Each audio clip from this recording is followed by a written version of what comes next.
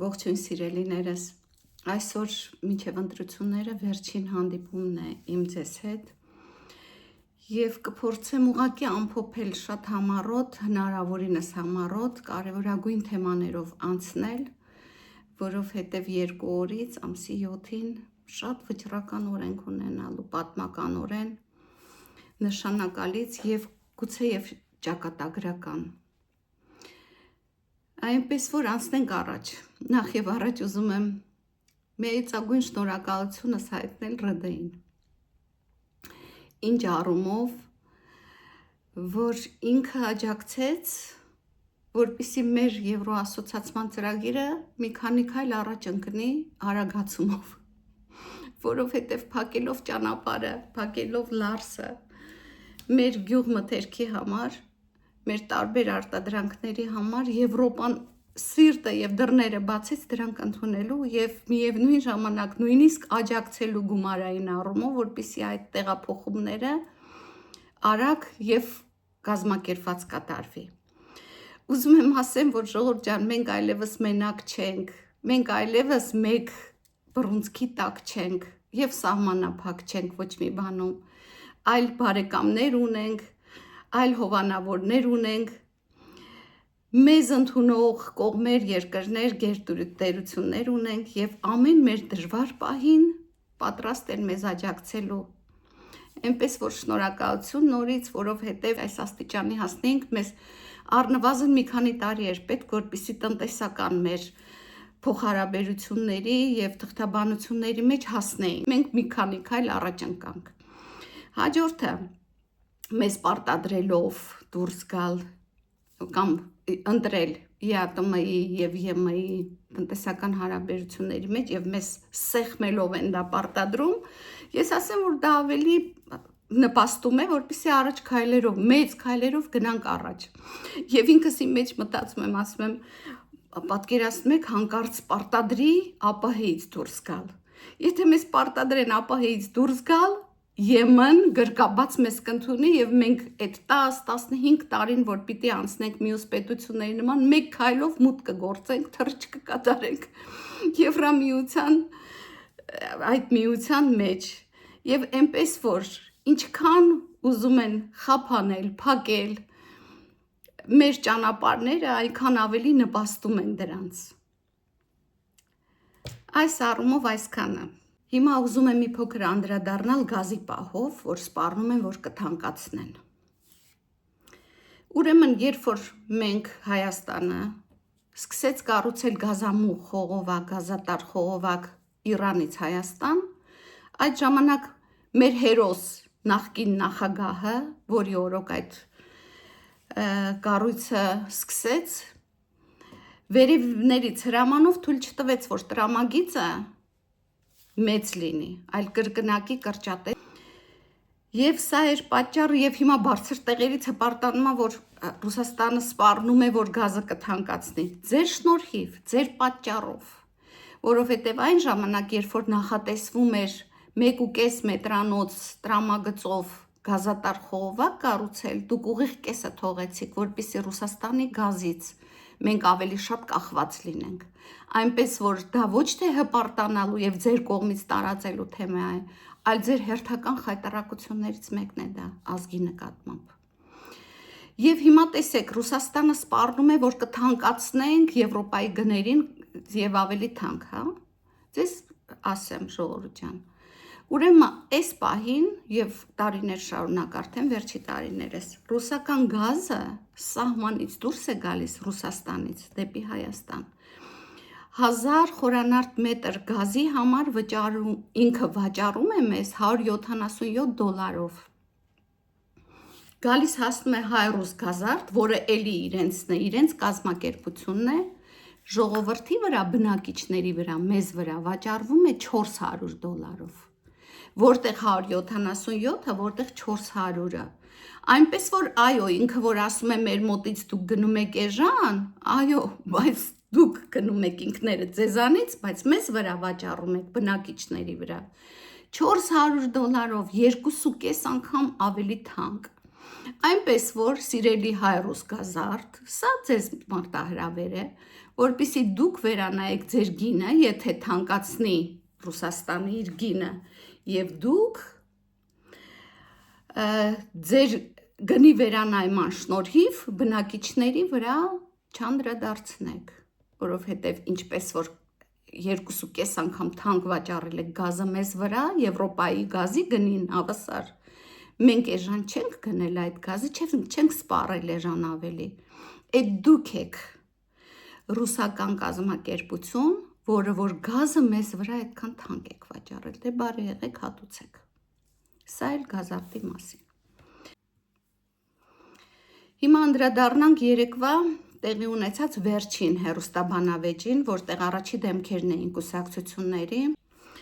խայտառակություն էր մյուս կուսակցությունների ներկայացուցիչների կողմից անմակարդակ, անբանիմացությունը, բացարձակ տեղեկացված չլինելը իրավիճակների մասին,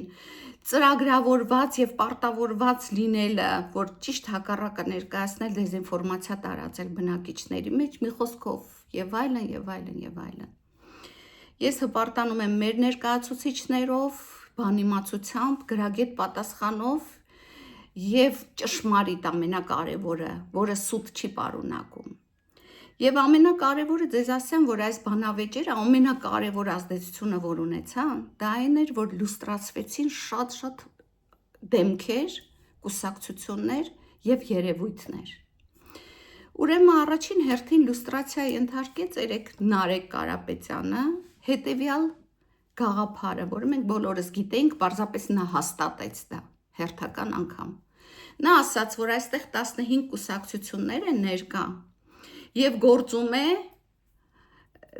հիմնականում 18 կուսակցություններ են մասնակցելու ընտրություններին, գիտեք, նա նկատի ուներ այդ ամբողջ թիվը եւ ասում է գործելու է բոլորը ընդդեմ մեկին։ Սա խոսում է նրանց միաբանության, նրանց դաշինքի մասին, նրանց միանալու ծրագրի մասին։ Ուշադիր եղեք, սիրելիներ։ Սա ճակատագրական մի հայտարարություն էր, որը նա կատարեց։ Բացի, այսինքն բոլորը միանում են ընդդեմ քաղաքացիական պայմանագրի, ընդդեմ իշխանության։ Եվ այս դաշինքը իհարկե ես դա մի քիչ չափազանցացրած եմ համարում, այնտեղ կուսակցություններ, երկու կուսակցություն առնվազն կան, որ վստահ հավատարիմ են երկրին, հայրենիքին եւ արևմտամետ են, անուններ չեմ տալիս, դուք բոլորդ գիտեք դրանք, մեր շատ սիրված առաջնորդներն են տվյալ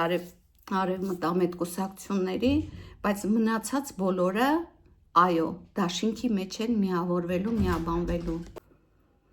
Եվ ի վերջո այս վերջին գաղտնալսումներից մեկում բացահայտ գրասենյակի ձայնագրություններ դա, որտեղ բացահայտ խոստովանում են, որ ուժեղ Հայաստան լեզուս էլ չի պտտվում իհարկե, ուժեղ բառը ասելու, մանավանդ դրան կցելու իմ Հայաստանի անվանումը Հայաստան եւ նկատի ունենալու այն թուլացնող ծրագիր ունեցող կուսակցությանը, այնպես որ իմ ներսը սիրտս համամիտ չէ այդ անվան հետ, բայց ինչ դրել են, երրորդ համարը մի խոսքով նկատի ունեմ, Կալուգացի Սամվելի կուսակցությունը, հա, մնացած բոլորը, այո, չեն բացառում, որ նրանց հետ միասին կոալիցիա կկազմեն, միասին կմիավորվեն, որպեսզի հաղթեն քաղաքացիական պայմանագրին, այսինքն մեզ ձեզ հետ ժողովուրդ ջան։ Եվ 180 աստիճան շրջադարձային փոխեն ճակատագիրը եւ ընթացքը այս երկրի։ Այլևս մի քանի ձայնագրություններ սրանից առաջ ուղերձներ արել եմ, բոլորդ լավ գիտեք իմ դիրքորոշումը այս կապակցությամբ չեմ կրկնվի։ Պարզապես ուշիմ եղեք, ուշադիր եղեք եւ վերջին օրը ունեք մտածելու։ Ընտրեք այն կուսակցությանը, որը գիտեք, որ նրանց հետ դաշինքի մեջ չի մտնի։ Եթե ինչ-որ խնդիրներ ունեք կոնկրետ քաղաքացիական պայմանագրի հետ, կոնկրետ վարչապետ Փաշինյանի հետ կամ ինչ-որ ուրիշ ներկայացուցիչների հետ, եւ դրա պատճառով չեք ուզում ընտրել, քվեարկել համար 16-ին, ուրեմն ընտրեք այն երկուսից մեկին գոնե, որոնք հաստատ երկիրը չեն տանի հետ եւ կործանման։ Հիմա ռուսամետ կուսակցությունների մասին եմ ուզում, որը գիտեք, արդեն բացահայտ գիտենք բոլորս, թե ինչպիսի կաշառքներ են պտտվում եւ ինչ թվեր։ Մարդկանց պարզապես գնում են։ Ուզում եմ սրտի ցավով ասել իմ հայ ժողովուրդ, մի վաճառվեք։ Դուք եւ ձեր ձայնը այսօր համազոր եք, նույն արժեքը ունեք։ Ձեր խիղճը, որ մարդու ամենաթանկ բանն է, ինչքան ուզում եմ մեծ գումարով այսօր վաճառեք։ Այդ գնի վաճառում եք ձեր հայրենիքը, ձեր երեխաների, ձեր թոռների ապագան։ Եվ ինչքան ուզում է, ենթադրենք $1000 է, հա, այդ առաջարկված թիվը կվերցնեք, այդ թվով դուք չեք կարողանա հետագայում կործանվող Հայաստան, որը նրանց ծրագրում է, հա, ոչ տուն գնել, ոչ ապրել, այդ գումարը հազիվ ձեզ կհերիքի շատ փոքր հարցեր լուծելու համար։ Եվ վերջո գուցե ձեզ խաբել ասել են պաշտոն կտանք, գուցե արդեն հիմա այդ կազմակերպությունները, որ իրար հետևից սունկերի նման աճեցնում են, բացում են եւ ձևակերպում են ձեզ որպես աշխատակից, ընտրություններից հետո եթե նրանք տապալվեն, փակվելու են այդ կազմակերպությունները, նրանց այլևս պետք չի, առավել եւս դուք, որ այնտեղ գումարով աշխատում եք։ Հասկացեք, սիրելիներ, այդ գումարը թող լինի $5000, թեև այդպիսի թվեր Փարքաստո չեմ լսել, որ կան, անգամ եթե, հա։ Մի մեքենա ենթադրենք գնեք այդ փողով, ինչ որ մի ձեր հարց լուծեք այդ գումարով, եթե չունենաք հայրենիք, Վազգեն Սարգսյանը ասում էր մի պայքարեք պաշտոնի համար, այլ պայքարեք հողի համար, որի վրա ձեր աթոռը կդնեք։ Ժողովուրդ մի վաճառվեք նրա համար, որ ինչ որ մի հարց լուծեք ձեր կյանքում, այլ դուք հայրենիքը ապահովեք, այն հայրենիքը, որը կապահովի ձեր մյուս սերունդների, ձեր երեխաների, թոռների, մյուս սերունդների վառ ապագան։ Մի վաճառվեք։ Գուցե ամենաստոր արարքը դա մարդու խղճի վաճառքն է։ Եվ վերջո, եթե անգամ արդեն եք դաշինքի մեջ մտել եք, եթե անգամ ձեր համաձայնությունը տվել եք, խոստացել եք, ես ձեզ խնդրում եմ վերանայեք ձեր այդ քայլերը, որովհետև ընտրախուցում, որտեղ դուք մտնելու եք այդ համապատասխան թերթիկը ընտրելու, դուք կարող եք ձեր ցանկացած ընտրությունը անել եւ ոչ մեկը իրավունք չունի եւ չի կարող վերահսկել ձեր որոշումը, ձեր ընտրությունը։ Ձեր խղճի դեմ, մեր ապագայի դեմ մի գնացեք, դա ոչ մեկը ձեզ թույլ չի տա եւ դուք ինքներդ էլ դա չեք մարսի։ Ինքներդ էլ չեք վայելի դա, մի արեք։ Ես ուզում եմ խոսքս ուղղել Ռուսաստանաբնակ հայերին, որոնք որ այդ դաշինքի այդ պայմանագրի շնորհիվ այսօր Հայաստանում են։ Ձեզ ոչ մեկը թույլ չի տվել մեր ճակատագիրը տնօրինելու, եթե դուք հիմնական չեք մնալու եւ բնակվելու այստեղ։ Եթե ձեր ծրագրի մեջ կա ընտրել վերադառնալը, դուք չհամարձակվեք այդ քայլին գնալ։ Դուք իրավունք չունեք մեր ճակատագիրը որոշելու, որովհետև դուք արդեն ընտրել եք որն է ձեր հայրենիքը։ Եվ այդ հանրահավաքները, որ գումարով գնում եք, դա էլ խիղճը վաճառելու մի ակցիա, մի արեք նման բաներ։ Որովհետև բոլոր խոստումները սին են եւ սուտ։ Ոչ մի խոստում, եթե ընտրություններին, իհարկե ես վստահ եմ, որ ընտրություններին տապալվելու է այդ խայտառակ միաբանությունը 15+1 անգամ ծրագրով։ Դրանից հետո դուք ոչ մեկին պետք չեք լինելու։ Եվ տեսեք, եթե վերադառնալու եք, ես նորից պայմանով եմ ասում, եթե մնում եք բարի գալուստ հայրենիք, բոլորիդ գրկաբաց կարող ենք ընդունել։ Որովհետև հայը, ես միշտ ասել եմ, բարձրագույն արժեք է ամենայն դեպս ինձ համար, իմ կառավարության իշխանության համար, վստահաբար, բայց եթե դուք եկել եք ճակատագիր լուծելու հայ ժողովրդի եւ վերադառնալու, դուք դրա իրավունքը պարզապես չունեք։ Մի աղտոտեք ձեր ճանապարհը, որովհետև այն երկրում, որտեղ դուք հիմա բնակվում եք եւ հացի գումար եք մի կերպ աշխատում,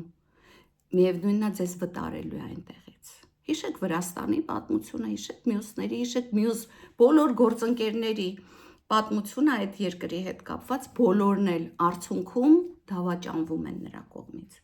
Գալու է մի օր, որ ձեզ բոլորիդ են այնտեղից։ Տեսեք, մենք միշտ հայտարարել ենք, արդեն տարուց ավելի բոլոր վերլուծաբանները, քաղաքագետները եւ այլն ասում են վերադարձեք հայրենիք։ Գնալով վատանալու է այնտեղ պայմանները։ Ես սարսափով լսել եմ, որ 30,000 հայ Ռուսաստանի պատերազմում անհետ կորած են կամ զոհվածների ցուցակում են 30,000 ժողովուրդ։ Իմացեք, որ դուք թիրախավոր խմբին եք պատկանում, որոնց առաջնահերթ պետքա մղեն առաջնագից։ Մի արեք, ափսոսեք։ Եկեք ձեր հայրենիք ու ձեր հայրենիքը հիմա մի կեղտոտեք, որ հետո կարողանաք գալ լավ հայրենիք գալ։ Սա շատ լուրջ թեմա է, ժողովուրդ ջան, ունեք ժամանակ մտածելու։ Ձեր ընտրությունը, ձեր ընտրախցում, արդար արեք, ձեր խղճի համեմատ արեք, ոչ թե պարտադրանքով։ Եթե ձեզ պարտադրում են լուսանկարել ինչ-որ բաներ, իմացեք, դա արգելված է, դա քրեորեն պատժելի է, երբ որ ընտրախցում պետքա մի բան նկարահանեք, չեք կարող, իրավունք չունեք։ Դրա համար ընտրությունը արեք արդար, որ ձեր հայրենակիցների աչքերին կարողանաք պարզ նայել, իրավունք ունենաք դրա համար։ Եվ վերջի վերջո ամենամեծ խայտառակությունը, որ 2 օր առաջ տեղի ունեցավ, դա այդ 3-րդ համարի հանրահավաքներ Հանրապետության հրապարակում եւ նրանց հնչեցրած ադրբեջանական լեզվով երգը։ Սա էլ հերթական լուստրացիան էր։ Այո, իրենց սրտին հարազատ լեզվով երգը հնչեցրին, որի ներքո պատռեցին Հայաստանի քարտեզը, քրեորեն պատժելի մի արարք։ Քո հայրենիքի քարտեզը դու պատռես օտար երկի տակ, հետո բարձրաձայն հայտարարես, որ իշխանություններն են ուզում այդ լեզվի կրողներին բերել ես երկիր։ Ուղղակի ամոթանք չեմ գտնում տալու նրանց։ Ամոթ է։ Ժողովուրդը լավ հասկանում է, ժողովուրդը լավն էլ գիտի արդեն տարբերում էլ է ամեն ինչ։ Ձեր դեմքը պատռեցիք, ձեր սիրած հնչյունների տակ երգը հրապարակում, իմ հանրապետության հրապարակում հնչեցնելով եւ իմ երկրի քարտեզը պատռելով։ Եվ դրանից հետո հույս ունեք, որ ժողովուրդը դեպի ձեզ պետք է շրջվի ու նայի, այո, ձեր գումարները կվերցնի ու շատ լավ կանի, եթե արդեն վերցրել է։ Լավ է, որ չեք ձերբակալվել, ժողովուրդ մի արեք նման բաներ, որովհետև գիտեք 7 տարի ազատազրկում է հասնում դրա համար։ Եթե անգամ արել եք, ձեր ընտրությունը ճիշտ կատարեք։ Այո, պետք է այդ միլիարդները գնակորչի, նրանց ներմուծած միլիարդները, որը ազգադավության համար էր ներմուծված, պիտի գնակորչի, այո, պիտի սննկանան նման կազմակերպությունները, և դա մենք մոտ օրերս կտեսնենք։ Մի շատ ցավոտ թեմայի շուրջ եմ ուզում դարձյալ խոսեմ, ժողովուրդ ջան, որը բոլորիս համար ցավոտ թեմա է և շատ հնչեցվող։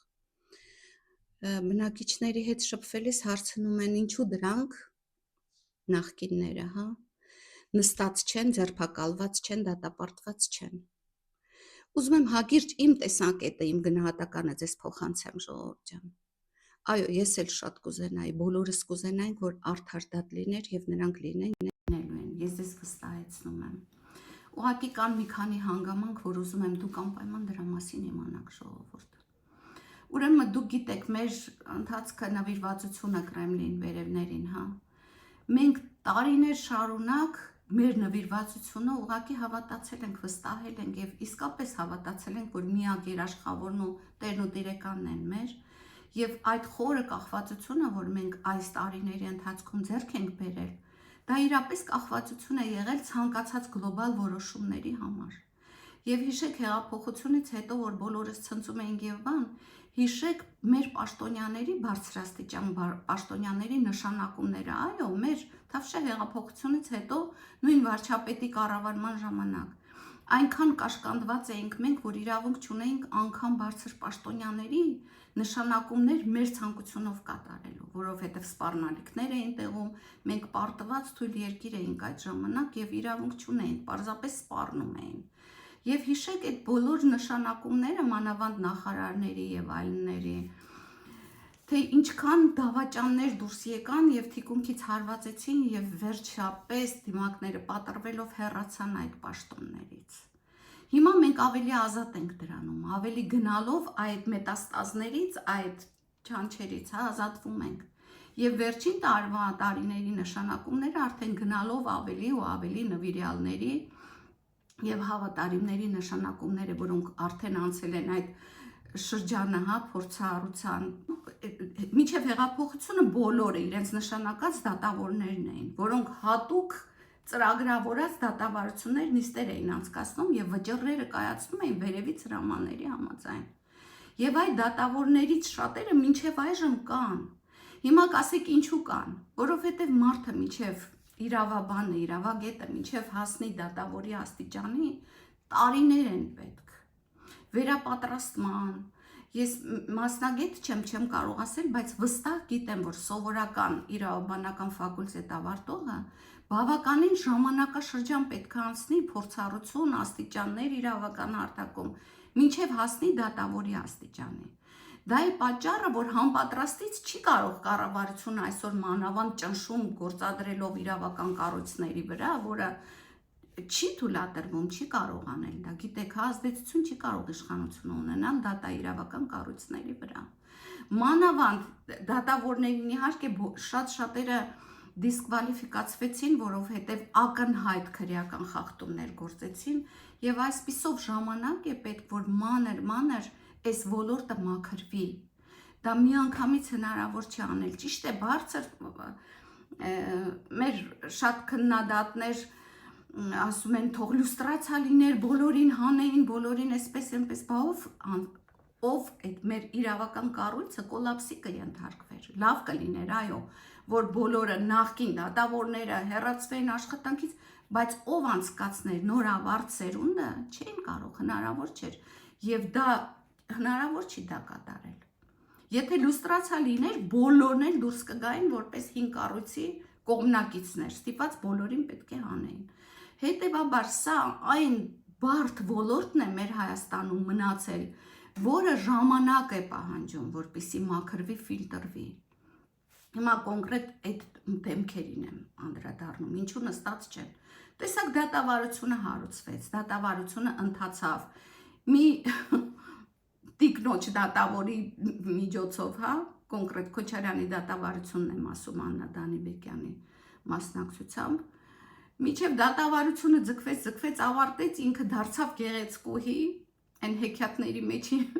մոխրոտիկ եւ գեղեցկուհու կերպարը, դարձավ գեղեցկուհի եւ հետո որակազրկվեց որպես դատավոր եւ հասկացանք ինչ եղավ, փակվեց գործը առանց որևէ էական վճռի։ Այսպես է եղել կառույցը։ Բացի դրանից, հիմա ենթադրենք այդ կառույցի աշխատակիցները դատաիրավական, նրանց դատապաշտպանները, նրանք այնքան գումար ունեն, գիտեք գումարը որտեղից են աղբյուրները, դրան չանդրադառնանք, նրանք վարձում են ամենաթանկ դատապաշտպաններին եւ շատ։ Եվ ամեն մի թուղթ, որը պահանջվում է դատավարության համար, այնքան երկար են ձգձգում, իրենց ներկայությունը, իրենց մասնակցությունը, իրեն գիտեն ձևերը, այնքան երկար են ձգձգում, որ տարիներ է տևում, հասկանում եք, բայց գործերը կան, գործերը հարուցված են, եւ այն էլ ինչպիսի գործեր, ինչպիսի փաստեր։ Նաեւ ուզում եմ ձեզ մի նյուանս ասեմ, որն էլ նպաստում է դարձյալ, տեսեք, մենք գնում ենք դեպի ժողովրդավարություն, մենք հռչակված չենք ամբողջովին արդեն 100%-անոց ժողովրդավար երկիր, որովհետև արևմուտքը կոնկրետ ընթացք ունի, դա ՍԵՊԱ-ի պայմանագիր է կոչվում, որը տրվել է Հայաստանին, որպեսզի կետ առ կետ այդ ՍԵՊԱ-ի պայմանագրով մենք գնանք, որպեսզի վերջում հռչակվենք ժողովրդավար երկիր։ Իսկ դրա համար ժողովրդավարությունը շատ հիմա լուպայի տակ, խոշորացույցի տակ է դիտվում Հայաստանի հետ կապված, որովհետև օրինակ Մոլդովան, օրինակ Վրաստանը արդեն համարյա այն երկրները, որոնք արդեն դիմել են Եվրոմիության անդամակցության, այդ երկրները արդեն հաղթահարել են այդ կորը, որտեղ արդեն հռչակված են որպես ժողովրդավար երկրներ։ Եվ այնտեղ այլևս չի դիտարկվում, թե տվյալ հարցին ինչպիսի լուծում տվեց երկիրը, արդյոք ժողովրդավար էր, թե չէ։ Մենք նոր ենք գնում դեռ այդ աստիճաններով, հասկանում եք։ Եվ հիմա տես ուշադրություն դարձրեք հանրահավաքների ժամանակ ոստիկանը ասեք մի փոքր մի բան անում, սրանց դատապաշտպանները թեման վերցնում վազում են Եվրոդատարան, որպեսզի դիսկվալիֆիկացիա անեն Հայաստանը որպես ժողովրդավար երկիր։ Այսինքն ամեն այսպիսի գործողություններով միանգամից Եվրոդատարան են վազում, որը վնասում է մեր ընթացքին, այս ընթացքին, որ արագ հասնենք մենք ՍԵՊԱ-ի պայմանագրի վերջնական ամփոփմանը, որպես ժողովրդավար երկիր։ Այս է եղել նրանց կառավարությունը։ Եվ այն ժամանակ էլ ինչ էլ որ արել են, նրանք թղթաբանորեն այնքան հիմնավորված իրենց հետքերը մաքրել են իրենց հետևից, որ բռնվելու տեղ պետք է լինի, չէ, որ դատավարությունը դա օգտագործի վճռ կայացնելիս։ Հիմա բոլորս գիտենք, ենթադրենք տվյալ անձնավորությունը մարդասպան է, բայց բանավոր այդ ցուցմունքը ոչ մի կոպեկ չարժի։ Ոչինչ չարժի, դու չես կարող դրա հիման վրա գործ վարույթ հարուցես։ Դրա համար փաստեր են հարկավոր, վկաներ են հարկավոր, վկաները սպանվեցին, չկան, փաստաթղթերը վերացվեցին, չկան, հասկանում եք։ Դա է պատճառ, որ ձգձգվում է, բայց մենք ունենք հիմա արդեն գործընկերներ միջազգային, որոնց մոտ հետախուզություն կա, որոնց մոտ թղթաբանություն կա, բայց գործերը գնում են, շատ մեծ գործեր, այո, բացահայտվում են, վկաներ ունենք, թղթաբանություն արդեն ունենք, միջազգայինորեն ապացուցված եւ հավատացեք, շատ մոտ ժամանակներում, թե Կալուգացու վրա, թե մյուսների, շատ մեծ հարուցված գործեր կան, որը այլևս հնարավոր չէ կեղծել եւ այլևս հնարավոր չէ փակել։ Վճռը կկայացվի եւ ինչպես Ժիգլովն էր ասում, ճանաչված ֆիլմում ասում է, որ должен сидеть в тюрьме, и он будет сидеть, եւ իսկապես կպատժվեն եւ համապատասխանաբար։ Էնպես որ սիրելիներ, սա էլ ուղղակի ասեցի, որ դուք ծանոթանաք իրավիճակին եւ անընդհատ անդադար չտանջվեք այդ մտքից, թե որ ինչու նստած չեն, նստելու են։ Հիմա ինչ եմ ուզում ասել, ես Եղիշե Չարենցի բանաստեղծությունը մի փոքր խմբագրված ուզում եմ ձեզ ուղղել։ Դե ձեզ մատաղ հայոց տղեր, մեկ էլ մի զարկ տվեք, մի զարկ տվեք ցարի գահին, որ տապալվի նա հիմնովի։ Իհարկե չենք այդքան դաժան չենք մենք քրիստոնյա հայերս, թող չտապալվի մեղքա, բայց թող ապրի մեզանից հեռու։ Մեզանից հեռու թող ապրի, ինչպես ուզում է թող ապրի, բայց թող մեզ հանգիստ թողնի։ Հիմա մենք ընտրելու ենք Ժողովրդյան ամսի 7-ին, մեր ընտրությունը լինելու է արդարության եւ կաշառակերության միջև, հայրենասիրության եւ օտարաստրկության միջև, սիրո եւ պարտադրողականության միջև, եւ որ ամենակարևորն է լինել եւ չլինելու միջև։ Սիրում եմ ձեզ, իմ հրաշքներ, իմ հայ ժողովուրդ, լավագույնն եք դուք աշխարհում։ Էնպես որ մինչև ընտրություններ այլևս հանդիպում երևի չենք ունենա, եթե այսօր նոր նյութ ունեմ, գուցե էլի կարճ ուղերձով միանամ, բայց կհանդիպենք արդեն ամսի 7-ից հետո,